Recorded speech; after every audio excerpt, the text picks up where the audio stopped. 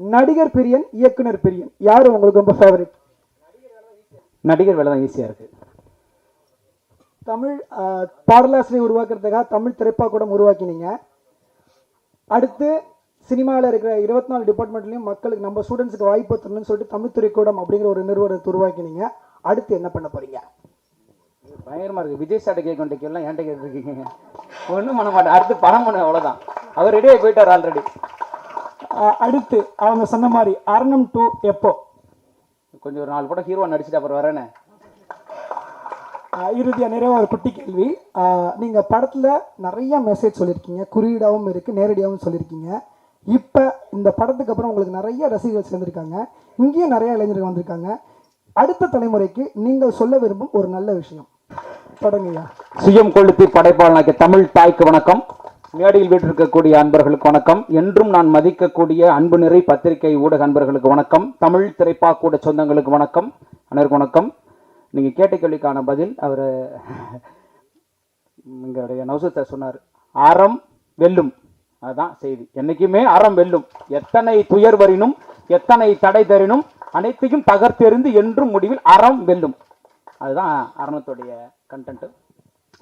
என்னங்கடா எப்போ பார்த்தாலும் 4 பேர் மேடையில் உட்காந்துருக்கீங்கன்னா நாங்கள் என்னங்க பண்ணுறது? கூப்பிட்டா தானே, கூட்டம் வந்தால் தானே. நாங்கள் தான் வர்றோம், அதனால் நாங்கள் 4 பேர் தான் இருக்கோம். கூப்பிட்டுலாம் பார்த்தாச்சு, சரி பரவாயில்ல. ஏன் அதான் ஆடியோ லஞ்சில் கூப்பிட்டு விட்டுற வேண்டியதானே நினைக்கிறீங்க. இருந்தாலும் கூப்பிட்டேன் ஒரு மரியாதைக்கு, சரி அது பரவாயில்ல. அதே டைலாக் ரிப்பீட் போட்டுக்க வேண்டியது. ஆடியோ லஞ்சில் வந்து கண்டென்ட்டு சிறு புள்ளி பெரும்புள்ளி சேஃப். சரி, ரொம்ப மகிழ்ச்சியான மேடை. இது ஒரு 2 பகுதியாக பேசுகிறேன். முதல் பகுதியை கொஞ்சம் சாஃப்டாக ஆரம்பித்து அந்த விஷயத்தை சொல்லிவிட்டு, 2வது பகுதியில் வழக்கம் போல் நம்ம சில விஷயங்கள்லாம் கொஞ்சம் சொல்ல வேண்டியிருக்கு. அது நாளைய பேருக்கு பயன்படும். நான் கற்றுக்கிட்டதையும் கொஞ்சம் சொல்ல வேண்டியிருக்கு இந்த ரிலீஸில். அதை 2ஐயும் பேசிடுறேன். ஸோ முதல்ல இந்த சிங்கப்பாதை ரஜினி சார் காயினை சுண்டுவார், அந்த மாதிரி புத்தர் ஹிட்லர் மாதிரி ஃபஸ்ட்டு சாஃப்டாக போயிடுறேன். ரொம்ப மகிழ்ச்சிங்க. அரணம் வந்து இதே மேடையில் நான் நின்று ஒரு வார்த்தை சொன்னேன். இந்த படத்தை வந்து எவ்வளோ சிக்கல் இருக்குது இந்த சினிமாவில், இதை சுற்றி இருக்கக்கூடிய பிரச்சனைகள் எல்லாத்தையும் பேசி நான் நிற்கும் பொழுது ஒரே ஒரு நம்பிக்கை மட்டும்தான் இருந்தது. இந்த கதை நல்ல கதை, அதுக்கான உழைப்பை நான் தருவேன் அப்படின்றது. அதை இன்னைக்கு செய்து அது ஒரு 2024ஆம் ஆண்டின் முதல் 25 நாள் வெற்றி படம்ன்றது சாதனை. இனி அதை தவிர்க்க முடியாது. இதை உறக்க சொல்ல வேண்டியிருக்கு. ஏன்னா வேறு வழி இல்லை. ஏன்னா அடுத்த வாரத்தில் வந்த பொங்கல் படங்கள்லாம் நாங்கள் ஜெயிச்சோன்னு சொல்லுவாங்க. கண்டிப்பாக அவங்களும் 25 நாள் கொண்டாட வாய்ப்பு இருக்குது. அப்போ இது காணா போய்டும்ல. அப்போ நம்ம செஞ்சதை நம்ம சொல்ல இன்னைக்கு உறக்க கத்தி நாங்கள் இருக்கோம்னு சொல்ல வேண்டிய நிலையில தான் நம்ம இருக்கோம். மற்றவங்க சொல்கிற இடம் வேற, இன்னைக்கு நம்ம சொல்லிக்கணுன்றதுனால தான் இதை வந்து பதிவே செய்தேன் நான். ஏன்னா இல்லாட்டி இது காணா போயிடும். ஏன்னா நாங்கள் ஜனவரி 5 வந்தோம், அவங்களாம் பொங்கலுக்கு வந்தாங்க. எப்படி அடுத்து 25 சக்ஸஸ் மீட்டு, இப்பயே 3-4 நாள் சக்ஸஸ் மீட்லாம் போயிடுச்சுன்னு நினைக்கிறேன். அதனால் இது அழுத்தமாக சொல்லிடணுன்றதுக்காக இந்த பத்திரிகையாளர் சந்திப்போட நோக்கமே. ஏன்னா இது எங்கோ கடைக்கோடியில் இருக்கக்கூடிய ஒரு சிறிய தயாரிப்பாளருக்கு, ஒரு புது இயக்குனருக்கு ஒரு சின்ன நம்பிக்கை இந்த அரணம் வழங்கும். ஜெயிச்சலாம் போல இருக்கு, சாத்தியம்தான் போல இருக்கு, சின்ன படம் பண்ணலாம் போல இருக்கு அப்படின்ற விஷயத்த அது குறித்து நான் விரிவாக பேசுகிறேங்க. ரொம்ப மகிழ்ச்சி. முதல்ல கடகடன்னு நான் எல்லாருக்கும் நன்றியை இந்த தருணத்தில் சொல்லிடுறேன். முதல்ல தமிழ் திரைக்கூடத்தை சார்ந்த தயாரிப்பாளர்களுக்கு என்னுடைய நன்றியை சொல்கிறேன். ஏன்னா வெறும் கதையை மட்டுமே கேட்டு நம்பி அந்த கதையை புரிந்து கொண்டு என்னோடு வந்து கை கொடுத்து நின்ற என்னுடைய தமிழ் திரைக்கூடத்துடைய தயாரிப்பாளர் அத்தனை பேருக்கும் இந்த தருணத்தில் நான் நன்றி தெரிவிச்சுக்கிறேன். நன்றி உங்களுக்கு. அடுத்ததான் என் கூட கை கோர்த்து நின்ற தொழில்நுட்ப கலைஞர்கள் அத்தனை பேருக்கும். ஏன்னா நிறையா போயிடும், உங்களுக்கு எல்லாரையும் சொல்லணும். இதில் நான் எல்லாரையும் சொன்னதாக எடுத்துக்கணும். ஒளிப்பதிவாளர் ஆரம்பித்து, படத்தொகுப்பாளர் ஆரம்பித்து, இசையமைப்பாளர் ஆரம்பித்து எல்லாரையுமே நான் இதில் சொல்லிடுறேன். என்னுடைய நடன இயக்குநர்கள் ஆரம்பித்து எல்லாரையும் மொத்தமாக ஒருத்தரையும் நான் விடலை அப்படின்னு எடுத்துக்கணும். உதவி இயக்குநர்கள் ஆரம்பித்து, எனக்காக லைட் பிடிச்சவங்க, லைட்டை மேலே போட்டவங்க, அதில் ஆரம்பித்து நான் எல்லாருக்கும் இந்த தருணத்தில் வண்டி ஓட்டினவங்க முதற்கொண்டு மொத்தமாக சொல்லிடுறேன். அவங்க எல்லாருடைய கலவை தான் காரணம். அவங்க எல்லாருக்கும் இந்த வெற்றி போய் சேரும். அவங்க எல்லாருக்கும் இது சாத்தியம். அவங்க எல்லாருக்கும் இதை நான் பகிர்ந்துக்கிறேன். 1. 2வது வருஷம், அதாவது நான் மேடையிலே பேசினேன். நிறைய பேர் என்கிட்ட கூப்பிட்டு சொன்னாங்க, சார் நீங்கள் திருப்பி அவங்கள பற்றி அழுத்தமாக பேசுங்க சார் அப்படின்னு. என்னென்னா நான் சொன்னது தான், கடைசி நிமிடம் வரைக்கும் ஒரு கதாநாயகி வருவாங்களா அப்படின்னு ஆச்சரியமாக இருக்குது எனக்கு. சின்ன சின்ன நிகழ்ச்சி கூட, அதாவது நான் இந்த ஆடியோ லான்ச்சில் பேசிட்டு போனதுக்கப்புறம் கிட்டத்தட்ட 13 தொலைக்காட்சிகளில் 25 கிட்டத்தட்ட 40 யூடியூப் சேனலுக்கு இன்டர்வியூ கொடுத்துருக்கேன். எல்லாத்துக்கும் சலிக்காமல் சாப்பிட நேரம் இல்லை. ஒவ்வொரு இன்டர்வியூக்கும் வந்து கூட வந்து உட்காந்து அந்த படத்துக்கான ப்ரொமோஷனை பண்ணுறாங்க. ஏன்னா அந்த இன்னொரு பொண்ணு வரல, அந்த இன்னொரு பையன் உயிரோடு இருக்கானா இல்லைன்னு எனக்கு தெரில, அவங்களாம் எங்கே இருக்காங்கன்னு தெரில, ஆனால் வரவே இல்லை. அதை நான் விட்டுருங்க. இவங்களாம் எவ்வளோ தூரம் கூப்பிட்றது. அவங்கவுங்க படத்துக்கு அவங்க தான் வேலை செய்யணும். நம்ம ஹரிவுத்ரா சார் கூட சொன்னார், தூக்குதுறையில் இருந்த பிரச்சனை எல்லாம் யாரும் வர மாட்டேங்கிறாங்கன்னு. சரி, அது வேணாங்கிறாரு. சரி, அதனால் அதோடைய வலிமை என்னன்னு எனக்கு தெரியுது. ஒரு லான்ச்சுக்கும் ஒரு சின்ன சின்ன சின்ன சின்ன விஷயத்துக்கும் நாங்கள் தேட்டர் விசிட் போனோம் பாருங்கள், கடைக்கோடி கிராமத்து வரைக்கும் நான் போனேன். அங்கேயும் அவங்க கூட வந்து நின்னாங்க. அது வந்து பெரிய விஷயம். ஒரு கதைநாயகி வந்து அவ்வளோ செய்யணும்னு அவசியம் இல்லை. அது அவங்களுடைய அந்த அர்ப்பணிப்பை காமிக்குது. ரொம்ப ரொம்ப நன்றி வர்ஷா, ரொம்ப நன்றி, ரொம்ப சிறப்பு. மற்ற என்னுடைய அனைத்து பேருக்கும் நன்றியை திருப்பி சொல்லிக்கிறேன் ஒட்டுமொத்தமாக. அடுத்ததாக ஹரிவுத்ரா சார். அதாவது நான் ஓடுறேன், எனக்கு ஒரு விஷயம் இருக்குது, எனக்கு அதை செஞ்சாகணும்னு இருக்குது அப்படின்னா அது அவருக்கும் இருக்கணும்னு அவசியம் இல்லை. அப்போ அவருக்கும் அதே நேர்த்தியும் காதலும் இருந்ததால் மட்டும்தான் இது சாத்தியம் ஆச்சு. அவர் இல்லைன்னா அது சாத்தியம் இல்லை. உத்தரா ப்ரொடக்ஷன் இல்லைன்னா அது சாத்தியம் இல்லை. நான் போகிறேங்க அப்படின்னா நான் மட்டும் இப்படி போகிறது, நீங்கள் வாங்க சார் சொல்லி என்ன வேணால் பண்ணலாம் அப்படின்னு சொல்லி கான்ஃபரன்ஸ் காலில் போட்டு எத்தனை தேட்டர் ஓனர்கள்ட்ட பேசியிருப்போம், எத்தனை பேர்கிட்ட பேசியிருப்போம், எங்கள் போஸ்ட் வைக்கல என்னென்னமோ அவ்வளோ இழுத்துட்டு என் கூட ஓடினார். ஒரு வெளியீட்டாளர் வந்து சென்சார் ஸ்கிரிப்டுக்கு வரணும் அவசியம் இல்லை, எல்லாத்துக்கும் வேலை பார்த்தார் அவர். அப்படி ஒரு வெளியீட்டாளர் கிடைப்பாரான்னு எனக்கு தெரில. அப்படி யாருக்காவது உங்களுக்கு வேணும், சரியான ஒரு வெளியீட்டாளர் வேணும், உங்களுடைய படத்தை அடுத்த கட்டம் கொண்டு போகணும், இந்த இடத்தில் நான் உரிமையோடு பரிந்துரை செய்கிறேன், ஹரிவுத்ரா அவர்களை தொடர்பு கொள்ளணும். அவர் படமாக அதை எடுத்து அவர் வேலை செய்வார். அதனால தான் இன்றைக்கி இந்த மேடை கூட சாத்தியம் அவருடைய ஒத்துழைப்புனால தான், இல்லைன்னா இந்த மேடை சாத்தியம் இல்லை. நான் படம் பண்ணிட்டேன்னு வச்சு நான் என்ன பண்ணுறது, அதை கொண்டு போய் சேர்ப்பதற்கான அந்த நேர்த்தி தான். நன்றி சார், அந்த தருணத்தில் மகிழ்ச்சி. அத்தனை பேருக்கு நன்றி சொல்லிட்டு நினைக்கிறேன். நான் விஷயத்துக்கு போயிடுவோம். அரணம் என்ன செய்தது, என்ன தந்தது? இதே மேடையில் நான் ஒரு வார்த்தை சொன்னேன், இந்த படத்தில் இவ்வளோ பிரச்சனை இருக்குது, இந்த புது படம், இந்த சின்ன படங்களுக்கு இவ்வளோ சிக்கல்கள் இருக்குது, எங்களை சுற்றி இவ்வளோ போராட்டங்கள் இருக்குது, எங்களை ரிலீஸ் பண்ண விட்டா பார்ப்போம், எங்களை முதல்ல தியேட்டர் கொடுத்தா பார்ப்போம், எங்களை ஒரு வாரம் நிற்க வச்சாங்கன்னா பார்ப்போம் அப்படின்ற ஒரு வார்த்தையை நான் வந்து இந்த மேடையில் பதிவு செய்திருந்தேன். அதில் எனக்கு 2 வகையான அழைப்பு வந்தது. அன்றைக்கி நான் பேசிட்டு கீழே இறங்கின உடனே எப்படி பார்த்தாலும் ஒரு 50-60 அழைப்பு. தம்பி வளர்ந்து வர்றீங்க, ஏன் இப்படி, அதாவது அக்கறையான மிரட்டெல்லாம் வந்தது எனக்கு. உன் வேலையை பாடுறா அப்படிங்கிற மாதிரியான கொஞ்சி சொல்லுவாங்கல்ல, அப்படி கொஞ்சியெல்லாம் சொன்னாங்க. அதுக்கெல்லாம் சார் தெரிஞ்சுதானே நம்ம பேசுகிறோம் அந்த மேடையில் ஏறி, இந்த பிரச்சனைகளை, இந்த அரசியலை, இந்த சிக்கல்களை பேசுகிறோம். அப்போ அதெல்லாம் பரவாயில்லைங்க, நான் அது ஓகேன்னு சிரிச்சுக்கிட்டே அதெல்லாம் எடுத்துக்கிட்டேன். நல்லா இருந்துச்சு அந்த மிரட்டினதெல்லாம். நேராக மிரட்டல, குழந்தைக்கு மருந்து கொடுக்கும்போது நேராக குடிக்கலாம், தேனை தடவி கொடுப்போம். அந்த மாதிரி கொஞ்சம் பார்த்துக்கப்பா, இப்போ தான்ப்பா நீ வர்ற, பாடலாசிரியராக நீங்கள் இருக்கீங்க, ஆனால் நடிகராக இப்போ தான் மேலே வர்றீங்க, எல்லாரையும் பெரிய ஆளெல்லாம் பற்றி சொல்லிட்டு இருக்கீங்க அப்படின்றதெல்லாம் வந்தது. எனக்கு ஒரு புன்னகை தான் இருந்தது. நானும் இது கால் வரும்னு தெரிஞ்சுதான் நம்ம பேசுகிறோம், அதனால் அது இருந்தது. அதே இன்னொரு புறம் பார்த்தீங்கன்னா பெரிய வரவேற்பு இருந்தது. அவ்வளவு தயாரிப்பாளர்கள் பேசும்போது எனக்கு அவ்வளோ மகிழ்ச்சியாக இருந்தது. சார் சத்தியமான உண்மை பேசுனீங்க சார், சத்தியமாக பேசுனீங்க சார், எங்கள் சார்பாக பேசுனீங்க சார், ஒன்றும் பண்ண முடியல சார் பேசும்போது அவ்வளோ மகிழ்ச்சியாக இருந்தது. அதோட சிறப்பான மகிழ்ச்சி என்னன்னா, அதிலிருந்து பார்த்தீங்கன்னா பேசுபொருள் முழுக்க ஒரு 4 வாரம் நம்ம கண்டென்ட் தான் இருந்துச்சு. கடைசியாக இப்போ எஸ்எஸ்சி பேசின வரைக்கும், போன நிகழ்ச்சி வரைக்கும் நம்ம கண்டென்ட் தான் போயிட்டு இருக்கு. ரொம்ப மகிழ்ச்சி. பத்திரிகையில் பார்த்தீங்கன்னா சின்ன படத்துக்கு பிரச்சனையா, இந்த விஷயங்கள் ஏன் ரீரிலீஸ் படத்துக்கு பிரச்சனை, இப்படின்னு நம்ம என்ன பேசணுமோ, பெரிய பட்ஜெட் படங்கள் இருக்கக்கூடிய சிக்கல்கள், அது எல்லாமே வந்து அடுத்தடுத்து ஒரு பெரிய விவாதமாக வந்தது. இந்த அறிவார்ந்த விவாதத்துக்காகவும் இந்த பேச்சுக்காக மட்டுமே தான் நான் இதை பேசினேன். அது ஒர்க் அவுட் ஆகிடுச்சு, அது போய் சேர்ந்துச்சுன்றதுல எனக்கு ரொம்ப ரொம்ப மகிழ்ச்சி, ரொம்ப நன்றி எனக்கு இந்த தருணத்தில். ஏன்னா இது எனக்காக நான் பேசலை, அது ஒட்டுமொத்த எனக்கு அப்புறம் இருக்கக்கூடிய சினிமாக்காக நான் பேசினேன். அது கடைசி வரைக்கும் பாடுபொருளாகிட்டு இருக்கு. ஒரு கேப்டன் மில்லருடைய ஒரு ரிவ்யூலாம் ஒருத்தர் சமத்துட்டு திட்டிருந்தார், பார்த்தேன் நான். எங்களுக்கு படம் பண்ண சொன்னால் உங்களுக்கே பண்ணிக்கிறீங்களாடான்ற மாதிரிலாம் இருந்தது, பார்த்தேன் நான். ஸோ ஒரு 1000 துப்பாக்கி, ஒரு 50,000 புல்லட்டு தோட்டாக்கள், ஒரு 5 லாரி ரத்தமாக இருக்குது இன்றைக்கி சினிமா அப்படின்றத வந்து நான் சொல்லலை. நான் பேச ஆரம்பிச்சதுக்கப்புறம் ஃபுல்லாக பேசிகிட்டு இருக்காங்க. அது நல்ல விஷயம், அது சரியான களமாக தான் இருக்குது. மனநல காப்பாற்றுக்கு அனுப்புகின்ற வரைக்கும் போயிடுச்சு அந்த கண்டென்ட். ஸோ அந்த வகையில் அது திரும்பி சினிமா பேசுன்றதில் எனக்கு ரொம்ப மகிழ்ச்சி. இப்போ நான் இந்த அரணம், இந்த 25வது நாள், இந்த மேடை என்பதை எனக்கு மேலே ஏறும்போது சொன்னாங்க, சார் தயவு செஞ்சு நீங்கள் வந்து நல்ல விஷயம், நல்லதை மட்டும் பேசிட்டு சத்தம் இல்லாமல் இறங்கிடுங்க, போதும் அப்படின்னாங்க. அவங்களுக்கு எல்லாருக்கும் நான் ஒரு சிரிப்பு தான் கொடுத்தேன். அப்படி பண்ண முடியாது. ஏன்னா நான் ஏறும்போது ஆடியோ லான்ச்சில் சொன்னேன், நான் இதில் என்ன வந்தாலும் ஏற்றுக்கிறதுக்கு, தோற்றாலும் அதை ஏற்றுக்கொள்வதற்கு தயாராகத்தான் அந்த மேடையில் நிற்கணும்னு அன்னைக்கு சொன்னேன். இன்னைக்கு ஜெயிச்சு நிற்கும் போது அந்த ஃபார்முலாவை சொல்ல வேண்டியிருக்கு. இன்னைக்கு இதுக்கு ரொம்ப ரொம்ப ரொம்ப ரொம்ப முக்கியம். ஃபர்ஸ்ட் இந்த இடத்துல நான் வணங்க வேண்டியது பத்திரிகையாளர்கள் தான். ரொம்ப ரொம்ப ரொம்ப ரொம்ப நன்றி.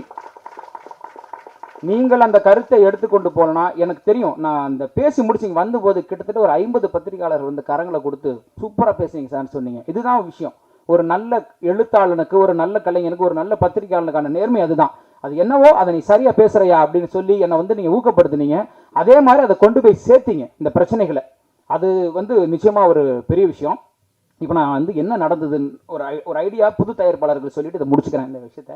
ஏன்னா இந்த பாராட்டுகள் நாங்கள் ஜெயிச்சிட்டோன்னு பேசுறதை விட அது பண்ணிட்டோம் எப்படி பண்ணோன்றது சொன்னால் எனக்கு அப்புறம் வரக்கூடிய ஒரு 2-3 ப்ரொடியூசருக்கும் ஒரு இயக்குநர்களுக்கும் உதவுன்னு நினைக்கிறேன். ரொம்ப சிம்பிளுங்க. என்னைக்குமே ஒன்று மட்டும்தான் நிச்சயம், கண்டென்ட் என்னைக்குமே ஜெயிக்குதுங்க. கண்டிப்பாக கண்டென்ட் ஜெயிக்குது. அதை மட்டும் சரியாக செய்யலைன்னா போச்சு. எனக்கு தெரிந்து நான் இப்போ கதை கேட்டுட்ருக்கேங்க, ஒரு நிறைய கதைகள் கேட்க ஆரம்பிச்சுட்டேன் தொடர்ந்து. அவர் கதை கேட்டால் போதுன்றாங்க ப்ரொடியூசர்ஸ். நான் அது தொடர்ந்து அது இருக்குதுன்னு நான் பார்க்குறேன். ஹீரோ கதை கேட்டால் போதும், நாங்கள் அவர் கால்ஷீட் இருக்கா, அவர் கதை கேட்டாரா, எனக்கு ஓகேன்னு சொல்கிற தயாரிப்பாளர்களை நான் ஒன்றுமே இல்லைங்க. நானே பார்க்குறேன்னா எவ்வளோ பேர் அப்படி வருவாங்க.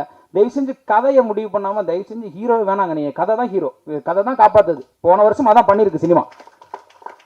நீங்கள் யோசிச்சு பாருங்க, கடைசி வரைக்கும் ஜெயிச்சிருக்குது கதை உள்ள படம் தான் ஜெயிச்சிருக்கு. நீங்கள் 300 கோடி கொடுத்தாலும் தூக்கி போட்டு போயிட்டே இருக்கான் அன்னைக்கு. அது ரொம்ப தெளிவாக இருக்குது. அதை இப்போ வரைக்கும் பார்த்தோம். இந்த சமீபத்தில் 2024 அதை வந்து நிரூபிக்குது. ஆடியன்ஸ் ரொம்ப ரொம்ப தெளிவாக இருக்காங்க. ஆடியன்ஸ் ரொம்ப கிளியராக இருக்காங்க. எனக்கு இதுதான் வேணும், அது சின்ன பட்ஜெட்டாக பெரிய பட்ஜெட்டாக இல்லை, நல்லா இருந்தால் நல்லா இருக்குது, நல்லா போங்கடா அப்படின்னு போய்கிட்டே இருக்கான். அதில் ரொம்ப தெளிவாக இருக்காங்க. அதனால் தயவு செஞ்சு தயாரிப்பாளர்கள், நான் ஆரம்பத்தில் பார்த்தது என் கூட வந்த படங்கள் எல்லாம் ஜெயிச்சிருக்குன்னு நான் ஆசைப்பட்றேன். ஆனால் என் கூட தாண்ட முடியல அப்படின்றது எனக்கு என்னென்னு சொல்ல தெரியல. பொதுவாக நான் சொல்லிடுறேன், கண்டென்ட் மட்டும்தான் அதனால் அரணத்தை கொண்டு போய் சேர்க்க முடிஞ்சது. ஒரு தேட்டர்லையும் எல்லா இடத்துலையும் அந்த கண்டென்ட் ஒர்க் அவுட் ஆனதுனால மட்டும்தான் சாத்தியம். அதனால் தயவு செஞ்சு முதல்ல கண்டென்ட்டை இறுக்கி பிடிச்சிக்க வேண்டியிருக்கு. ரெண்டாவது, படம் பண்ணிட்டோம், ரிலீஸ் பண்ணிட்டோம், ரூமில் உட்காந்தா சத்தியமாக ஒன்றும் பண்ண முடியாது. சத்தியம் ஒன்றும் பண்ண முடியாது. ஒரு போராளி மாதிரி கட்டேசி வரைக்கும், தெருக்கோடி வரைக்கும் நீங்கள் நின்று தான் படத்தை ரிலீஸ் பண்ணி ஆகும். நான் செஞ்சேன், இன்னைக்கு வரைக்கும் செஞ்சுட்டு இருக்கேன். இனிமே என் படம் போகிற வரைக்கும் நான் செய்வேன். என்னை சுற்றி இருக்கவங்களே கேட்குறாங்க, ஏங்க விட்டுருங்க. அப்படிலாம் விட முடியாது. ஒரு வேலை செஞ்சுருக்கோம், அதை எப்படி விட முடியும்? ஒன்று செய்யணும், இல்லை செய்யக்கூடாது. வாழ்க்கையில் ஒரே தத்துவம் தான், செய்ய இல்லை செய்யாது. செய்யணும், செஞ்சிடணும், அவ்வளோதான். அந்த வகையில் நான் வந்து சென்னை முழுக்க பயணித்தேன். நல்ல புரிஞ்சிச்சு எனக்கு. நாம் நேரடியாக களத்தில் இறங்கும் பொழுது அதோடைய மரியாதை வேறையாக இருக்குது. ஒரு திரையரங்கும் போய் நிற்கும் போது ஒரு விஷயத்தையும் அழுத்தி கேட்கும்போது, ஏங்க அங்கே பேனர் இல்லை, தருமபுரியில் ஒரு தேட்டரில் பேனர் இல்லை, நாங்கள் இங்கேருந்து பேசுகிறோம், போயிட்டு கான்ஃபரன்ஸில் போட்டு பேனர் இருக்குமே, பேனர் இல்லைங்க, இப்போ நான் உட்காந்துக்கலாம்ல, ஒரு பேனர் தானே, அப்படி விட முடியாது. எனக்கு 100க்கும் மேற்பட்ட திரையரங்கில் ஜனவரி 5 ஒரு திரையரங்கு கொடுத்தாரு.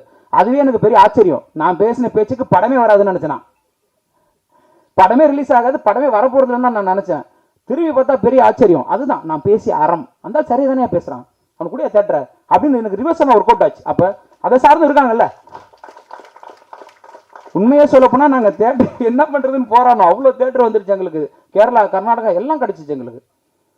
அதுக்குள்ளே இருக்கிற விஷயம், நாம் நேரடியாக களத்தில் இறங்க வேண்டியிருக்குன்றதான் இன்னைக்கு நான் அதாவது அந்த இயக்குநர்களோ அந்த டீமே சொல்கிறேன், தயாரிப்பாளர் டீமே நேராக இறங்கி மக்களை சந்திச்சு, திரையரங்க சந்திச்சு, வாசலில் நின்னானுங்க. நான் வாசலில் படம் விட்டு வெளியே வர இடத்துல ஒவ்வொரு தேட்டர் வாசலையும் நான் போய் நின்றுருக்கேன். பிடிச்சிருக்குங்களா, ஓகேங்களா உங்களுக்கு, எல்லாம் தமிழ்நாடு முழுக்க, ஃபஸ்ட்டு சென்னை முழுக்க சுற்றுப்பயணம் போனேன்.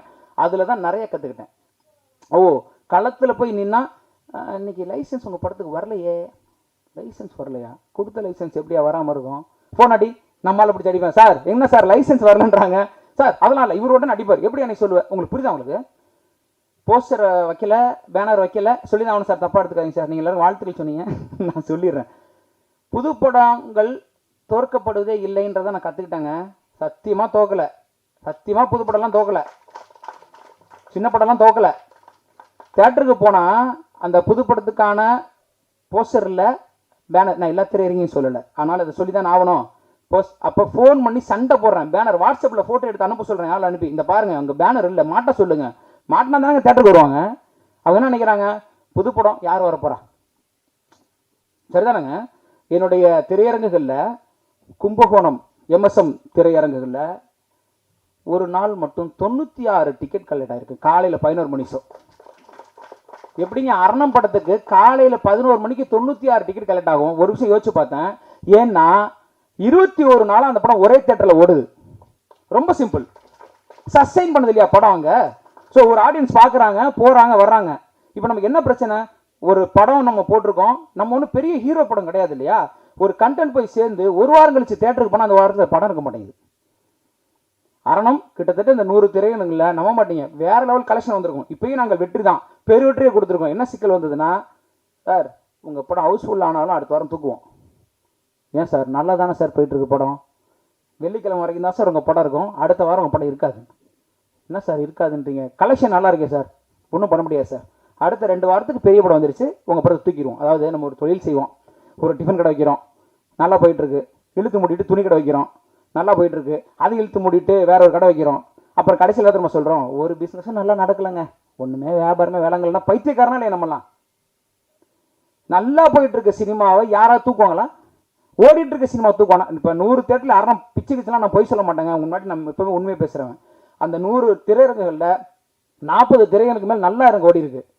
ஆனாலும் ஃபர்ஸ்ட் வீக்கில் நல்ல கலெக்ஷன் வந்துட்டு இருந்த படம் 100 சில்லற தேட்டர் அப்படியே உடஞ்சுது. சண்டை போடுறேன், ஏங்க ஒரு நாளைக்கு 50-60 கலெக்ஷன் டிக்கெட் வந்துட்டு இருக்கேங்க, ஏங்க தூக்குறீங்க? நீ ஹவுஸ்ஃபுல்லே ஆனாலும் நாங்கள் தூக்குவோம். அப்போ எத்தனை படங்கள், ஓடிய படங்கள் ஒரு வாரத்துக்கு தூக்கப்பட்டிருக்கோம். உங்களுக்கு இது புரிஞ்சுச்சா? விஷயம் உங்களுக்கு புரிஞ்சுங்களாங்க? அப்போ ஓடின படத்தை தூக்கிட்டு அடுத்த படத்தை போடுறான், ஓடின படத்தை தூக்கிட்டு அடுத்த படத்தை போடுறான். அப்போ ஒரு வாரம் தூக்கி தூக்கி அடுத்த படத்தை போட்டு சின்ன படம் ஓடுறதே இல்லைங்க, படம்லாம் ஓடுறதே இல்லைன்னா இது என்ன மாதிரியான முட்டாள்தனமான ஒரு கான்செப்ட்னு எனக்கு சத்தியமாக புரியலைங்க. அது எப்படி ஓடாது? அப்போ ஒரு வாரம் நீ ஓடினால் ஓடாட்டி தூக்கு, உனக்கு ஒரு வாரம் தான் அடுத்த படம் அடுத்த படம் அடுத்த படம். எங்கேருந்து லாபம் எடுக்க முடியும், எப்படி ஜெயிக்க முடியும்? அதே கும்பகோணம் எனக்கு நிரூபிச்சு கொடுத்துருக்கு. நான் கலெக்ஷன் ரிப்போர்ட் கொடுக்க சொல்கிறேன் அவரை. கும்பகோணம் 21 நாள் நின்று விளையாண்டுருக்கு, ஃபுல் காலை 11 மணி காட்சி எல்லாத்துலேயும் எனக்கு 50-60க்கு மேலே. நான் ஏற்கனவே ஒரு விஷயத்தை முன் வச்சேங்க. இந்த ரீரிலீஸ் படம் கீரமங்கலம் திரையரங்கில் காலை 11 மணிக்கு அரணத்துக்கு காட்சி, 40-45 டிக்கெட் டெய்லி கலெக்ஷன் ஆகுது. மதியம் மாலை இரவு முக்கியமான காட்சி உங்களுக்கு தெரியும், matinee show, first show, night show. Trisha இல்லை நயன்தாரா போட்டு வச்சிருக்காங்க. சரி போட்டிங்க, கும்பல் கூடிருச்சா? 5 பேர் கூட வரலன்னு ஷோ பிரேக். 3 நாளா தேட்டர் மூடி கிடக்கு. நல்லா புரிஞ்சுக்கோங்க, மதியம் ஷோ மூடி கிடக்கு, சாயந்தரம் ஷோ மூடி கிடக்கு, நைட் ஷோ மூடி கிடக்கு. காலையில் ஷோ 40 டிக்கெட், 5 டிக்கெட் கூட வரலன்னு மூடி வச்சிருக்கான் தேட்டர். என்ன கிராம தேட்டரில் திருச்சாலில் நயன்தாரா பார்ப்போனா? ஏற்கனவே அக்வாமேன் கதை தான் அது. நான் தேட்டருக்கே பேசுகிறேன், ஏங்க எங்கள் படத்தை 6 மணிக்கு மாற்றி கொடுங்க. ஒரு ஷோ தான் போட்டிருக்கீங்க, 11 மணிக்கு மேலே 6 மணிக்கு மாற்றி கொடுத்தீங்கன்னா 100 டிக்கெட் வரலன்னா நான் பொறுப்பு எடுத்துக்கிறேன்ற வரைக்கும் பேசுகிறேன். போட முடியாது சார், போட முடியாதுங்கிறீங்க, மாற்றி கொடுங்க, டயத்தை மட்டும் மாற்றி கொடுங்க. 100 பேர் வரலன்னா நீ சொன்னியா வரலன்னு என்ன கேளுங்க, நான் கேட்குறேன். அப்படிலாம் மாற்ற முடியாது சார், மூடி தான் வச்சிருக்கீங்க, அப்படி தான் சார் முடியும். இப்போ நீங்கள் சொல்லுங்கள், முதல் நாள் மேடையில் நான் சொன்னேன் சினிமாவை சினிமாக்காரர்களே அழித்து கொண்டிருக்கிறார்கள் சொன்ன உண்மையா இல்லையா? இப்போ சொல்லுங்கள், சாட்சியோட தான் நான் பேசுகிறேன். த்ரிஷாலா நயன்தாரா ஓடலன்னு மூடி வச்ச தேட்டரில் ஓடிட்டு இருக்கிற அரணத்துக்கு 40 டிக்கெட் வந்தாலும் நீ மாற்றி கொடுக்க மாட்டேன்ற அரசியல் என்ன அரசியல்? யார் கையில் இருக்க? இப்போ தேட்டர் ஓனர்கிட்ட கேட்டால் எனக்கு தெரியல சார், அவர்கிட்ட பேசுன்றாங்க, அவர்கிட்ட பேசுனா அவர்கிட்ட பேசுன்றாங்க. அது எங்கேயோ போய் ஏதோ ஒரு முட்டுச்சந்தை போய் நிற்கிது. உங்களுக்கு புரியுதுங்களா? இதுக்குள்ள இந்த இந்த இறங்கி வேலை செய்ய வேண்டியிருக்கு, சண்டை போட வேண்டியிருக்கு. ஏன்னா இப்போ நான் இப்பயும் பேசிட்டு இருக்கிறது நான் அரணங்க ஜெயிச்சுட்டேங்க போங்க நான் உட்காந்துக்கலாம் இல்லை. விஷால் ஒரு வார்த்தை பேசினார், 4 கோடி கீழே படம் பண்ணாதீங்க, எல்லா ப்ரொடியூசரும் 1 கோடி போயிருங்கன்னாரு. அதை விட ஒரு பைத்தியக்காரத்தனமான ஒரு பதில் சத்தியமா கிடையாது. என் இடத்துல குப்பை இருக்கு, அழுக்கு இருக்குன்னா இடத்த காலி பண்ணிட்டு போவேனா, இடத்த சுத்தம் பண்ணுவேனா? எவன் இடத்தை சுத்தம் பண்ணி அதை கோவிலாக மாற்றுகிறானோ அவன் தான் மேன்மையாளன். இங்க குப்பை இருக்கு நடத்த வீட்டுக்கு போயிடுவேன், அங்க குப்பை நடத்த வீட்டுக்கு போயிடு, நாளைக்கு ஒன்னே தூக்கி வெளியே போடுவான். எங்க போனி? தான் வாங்கி உண்ணுகிற சோறுக்கு உண்மையா இருக்கணுமா இல்லையா? சினிமா பண்ணாத, வீட்டுக்கு போயிடு, 2 வருஷம் கழிச்சு வராத, வீட்டுக்கு போயிடு. அந்த காசை வேற இன்வெஸ்ட் பண்ணுன்னா நீ எப்படியே சினிமா பண்ற? என்ன நியாயம் அது? எந்த வகையில சொல்ல முடியும் அந்த வார்த்தையை? தலையில ஃபேன் விழுந்துரும், படுத்து தூங்க முடியுமா? தூங்காம இருக்க முடியுமா? ரோட்ல போனா வண்டிலாம் இடிச்சிடும், ரோட்ல போகாம இருக்க முடியுமா? சினிமால பிரச்சனை இருக்குதான் செய்யும். சினிமா பிரச்சனையை சரி செய்து அதை மேம்படுத்துவதுதான் நம்மளோட நோக்கம். எனக்கே வழினா, நான் ஒரு பாடல் ஆசிரியனா கமிட் பண்ணியிருந்த 3 படத்தோட ப்ரொடியூசர் ஆபீஸை முடிக்க போயிட்டாங்க. நல்லா வச்சு பாருங்க, 3 ப்ரொடியூசர்ஸ் ஆபீஸை முடிக்க போயிட்டாங்க. ஏன்னா அவரு சொல்றாருப்பா உண்மையாக சினிமா பண்ணணும்னு வரும்போது அவன் பயந்துட்டு தான் வரான். இது காசு வருமா என்னன்னு தெரியல, ஏதோ பேர் கிடைக்கணும். இது சொன்னதுக்கு அப்புறமா எனக்கு பாட்டு போச்சு. நான் ஒரு சின்ன புள்ளி பாட்டுல. அப்ப யோசிச்சு பாருங்க, அதுல எத்தனை நல்ல படங்கள் தோற்று இருக்கும். அதுல ஒரு கிடா இருந்திருக்கும்ல, அதுல ஒரு அயோத்தி இருந்திருக்கும்ல, அதுல ஒரு லவ் டுடே இருந்திருக்கும்ல. அந்த டைரக்டர் ரோட்ட நிக்கிறான்ல, இவர் பேசிட்டு போயிட்டாப்ல. அப்படி பண்ணக்கூடாது. ஏன்னா அது சாத்தியம் தான் நான் பேசிட்டு இருக்கேன். அந்த பிரச்சனையை களைவதற்கு வாய்ப்பு இருக்குன்னு பேசுறேன். தயவு செய்து என்னுடைய அன்பு நேரை புதிய தயாரிப்பாளர்கள், தயவு செய்து நீங்கள் தயங்கவே வேணாம். நான் இந்த மேடையில சாட்சி வச்சுட்டு சொல்றேன், அரண் என்கிற 25 நாள் முடிச்ச படத்தை வச்சுட்டு சொல்றேன், படம் பண்ணுவாங்க. நீங்க தயவு செஞ்சு சினிமா பண்ணுவாங்க. நல்ல கான்செப்ட், நல்ல கதையை மட்டும் தேர்வு செய்யுங்க. ஆனா கடைசி நிமிஷம் வரைக்கும் நீங்க தெருவில் நின்று சண்டை போடுறதுக்கான தைரியமும் திமிரும் உங்களுக்கு இருக்கணும். அது மட்டும் நீங்க வச்சுட்டு சினிமா பண்ணுங்க. எப்படி உங்களுக்கு சினிமா தோக்குறீங்க நான் பாக்குறேன். சாத்தியமே கிடையாது. இறங்கி நாம் போராட வேண்டியிருக்கு. செஞ்சா நடக்கும். சண்டை போடணும். நம் உரிமையை நாம் சண்டை போட இடத்துல தான் இன்னைக்கு இருக்கோம். இந்த அரசியல், இந்த சிக்கல், இந்த பிரச்சனை பேசப்பட்டாச்சு, இனியும் பேசப்படும். இப்பயும் சொல்றேன், அரணம் முடிஞ்சிருச்சு. அடுத்த படம் இதனால எனக்கு கிடைக்கலான்னு பரவாயில்ல, அடுத்த படம் எனக்கு நடிக்க வாய்ப்பு கொடுக்கலான்னு பரவாயில்ல, அடுத்த படம் நீ பண்ணவே கூடாதா போடான்னு என்னை துரத்தினாலும் பரவாயில்ல, நான் பேசுவேன். நான் எனக்கு தவிர எனக்கு பின் வரக்கூடிய தயாரிப்பாளருக்காகவும் எனக்கு பின் இருக்கக்கூடிய இந்த சினிமா நல்லா இருக்காக நான் பேசிட்டே இருப்பேன்.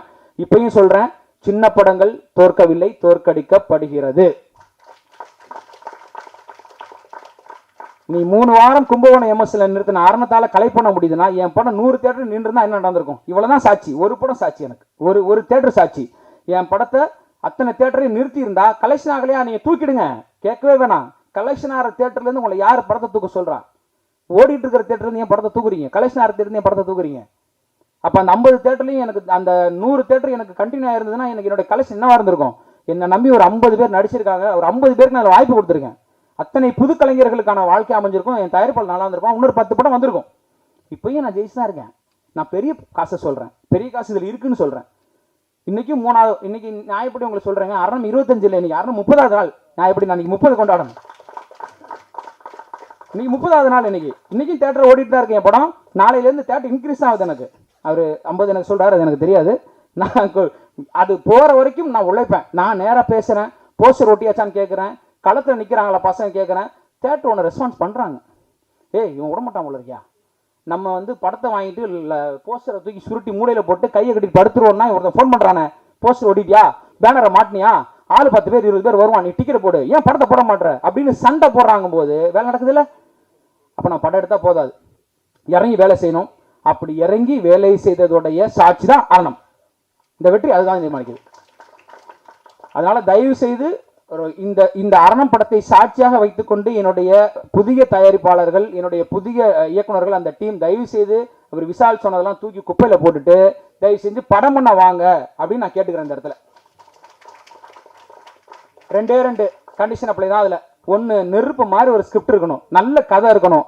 2வது, அதை தூக்கி தலையில வச்சுக்கிட்டு ஓடுறதுக்கான திமிரும் தைரியமும் உங்களுக்கு மட்டும் இருந்துட்டா நிச்சயமாக எல்லா படமும் ஜெயிக்கும். அந்த வகையில இன்று அரணம் அதற்கான அடையாளமாய் சாட்சியாய் நிற்கிறது. அவ்வளவுதான். ஒரு உழைப்பும் கண்டென்ட்டும் இருந்தால் இது சாத்தியம்ன்ற ஒரு விஷயத்தை அரணம் வந்து செய்து கொடுத்திருக்கு. மீண்டும் மீண்டும் உறக்க சொல்லிக்கிட்டு தான் இருப்பேன். இது 2024 முதல் 25 நாள் வெற்றி படம். அதை நான் சொல்லிட்டே தான் இருப்பேன். நான் சொல்லலைன்னா நீங்க வேற படத்தை சொல்லிடுவீங்கன்றதுனால சொல்லிட்டே இருப்பேன். ரொம்ப ரொம்ப மகிழ்ச்சி. என்னுடைய மரியாதைக்குரிய என்னுடைய பத்திரிகையாளர்களுக்கு ரொம்ப ரொம்ப நன்றி. இந்த கிட்டத்தட்ட நான் 4 தடவை மேலே பத்திரிகை வந்துட்டேன். கேட்கல, ஏன் அந்த வந்துகிட்டே இருக்காரு, நீங்க சத்தியமா கேட்கல. ஒவ்வொரு முறையும் அரவணைக்கிறீங்க. நான் வந்து இறங்கி வரும்போது அவ்வளவு பாசம் தரீங்க. ஒரு எழுத்தாளனை, ஒரு சக எழுத்தாளன் கொண்டாடுவது எனக்கு ரொம்ப ரொம்ப மகிழ்ச்சியா இருக்கு, ரொம்ப மகிழ்ச்சியா இருக்கு. எவ்வளவோ பேர் சொன்னீங்க, நீங்க சொன்னது உண்மைங்க. பத்திரிகையாளரே கை கொடுத்தாங்க. நீங்க சொன்ன மாதிரி 1 லட்சம் கண்டுபிடிக்க முடியலங்க. எவ்வளவு நேர்மையா இருக்காங்க பாருங்க, எவ்வளவு அன்போடு இருக்காங்க பாருங்க. ஒரு கலைஞன் பேசுகிற உண்மையை கொண்டு போய் சேர்க்கிறாங்க பாருங்க.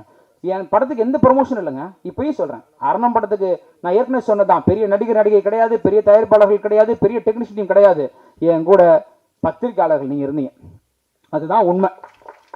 சொன்னதை கொண்டு போய் சேர்த்தீங்க. முதல்ல நம்ம சொன்னது சேரணும்ல.